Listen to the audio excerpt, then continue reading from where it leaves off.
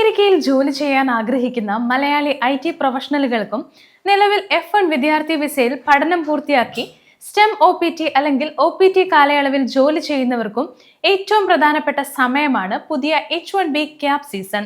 പുതിയ സാമ്പത്തിക വർഷത്തേക്കുള്ള H1B ലോട്ടറിക്ക് തയ്യാറെടുക്കുന്നവർ അപേക്ഷ സമർപ്പിക്കുന്നതിന് മുൻപ് ചില കാര്യങ്ങൾ നിർബന്ധമായും ശ്രദ്ധിക്കണം. ചെറിയ പിഴവുകൾ പോലും നിങ്ങളുടെ തെരഞ്ഞെടുപ്പ് സാധ്യതയെ ബാധിച്ചേക്കാം. ഒന്നാമതായി, നിങ്ങളുടെ തൊഴിലുടമ H1B സ്പോൺസർഷിപ്പിന് തയ്യാറാണോ എന്ന് മുൻകൂട്ടി ഉറപ്പുവരുത്തുക. എല്ലാ കമ്പനികളും H1B സ്പോൺസർ ചെയ്യണമെന്നില്ല.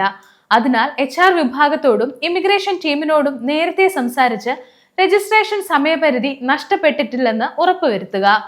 രണ്ടാമതായി, നിങ്ങളുടെ ജോലി തസ്തികയ്ക്ക് അനുയോജ്യമായ SOC കോഡും വേജ് ലെവലും കൃത്യമായി നിശ്ചയിച്ചിട്ടുണ്ടോ എന്ന് പരിശോധിക്കുക.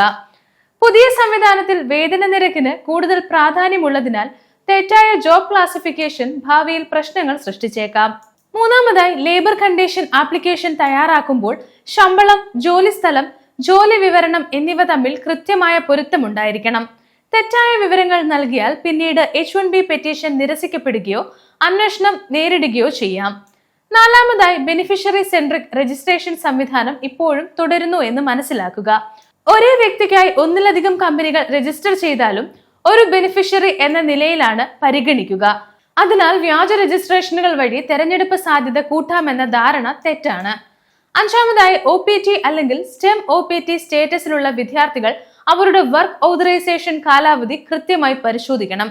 H1B പെറ്റീഷൻ സമയത്ത് ഫയൽ ചെയ്താൽ ഗ്യാപ്പ് എക്സ്റ്റൻഷൻ പോലെയുള്ള ആനുകൂല്യങ്ങൾക്ക് അർഹത ലഭിക്കുമോ എന്ന് തൊഴിലുടമയുമായും ഇമിഗ്രേഷൻ അഭിഭാഷകരുമായി ചർച്ച ചെയ്യുക.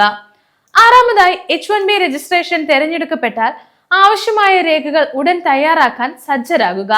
വിദ്യാഭ്യാസ സർട്ടിഫിക്കറ്റുകൾ, പാസ്പോർട്ടുകൾ, അനുഭവ സർട്ടിഫിക്കറ്റുകൾ, തൊഴിൽ രേഖകൾ എന്നിവ മുൻകൂട്ടി ക്രമീകരിച്ചു വെക്കുന്നത് സമയനഷ്ടം ഒഴിവാക്കും. ഏഴാമതായി, ശമ്പളം കൃത്യമായി ഉയർത്തി കാണിക്കുകയോ യഥാർത്ഥ ജോലി വിവരങ്ങൾ മറച്ചുവെക്കുകയോ ചെയ്യരുത്. USCISന്റെ fraud detection and national security വിഭാഗം ഇപ്പോൾ വർക്ക് പ്ലേസ് പരിശോധനകൾ ശക്തമാക്കിയിട്ടുണ്ട്. അപേക്ഷയിൽ നൽകിയ വിവരങ്ങളും യഥാർത്ഥ ജോലിയും തമ്മിൽ പൊരുത്തക്കേട് കണ്ടെത്തിയാൽ ഗുരുതരമായ നിയമപ്രശ്നങ്ങൾ നേരിടേണ്ടി വരാം. എട്ടാമതായി, ക്ലയന്റ് ലൊക്കേഷനുകളിൽ ജോലി ചെയ്യുന്നവർ ക്ലയന്റ് ലെറ്ററുകൾ, വർക്ക് ഓർഡറുകൾ, LCA വിവരങ്ങൾ എന്നിവ കൃത്യമായി സൂക്ഷിക്കണം. ആവശ്യമായാൽ USCIS പരിശോധനയിൽ ഇവ ഹാജരാക്കേണ്ടി വരും. അവസാനമായി, സോഷ്യൽ മീഡിയയിലൂടെയോ അനൌദ്യോഗിക വൃത്തങ്ങളിലൂടെയോ പ്രചരിക്കുന്ന വ്യാജ വാർത്തകളെ ആശ്രയിക്കരുത്.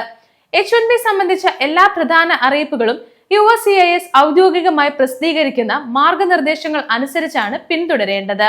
പുതിയ H1B ക്യാപ് സീസണിൽ വിജയിക്കണമെങ്കിൽ യോഗ്യത മാത്രമല്ല, ശരിയായ രേഖകളും കൃത്യമായ രജിസ്ട്രേഷനും തൊഴിലുടമയുടെ തയ്യാറെടുപ്പും വളരെ പ്രധാനമാണ്.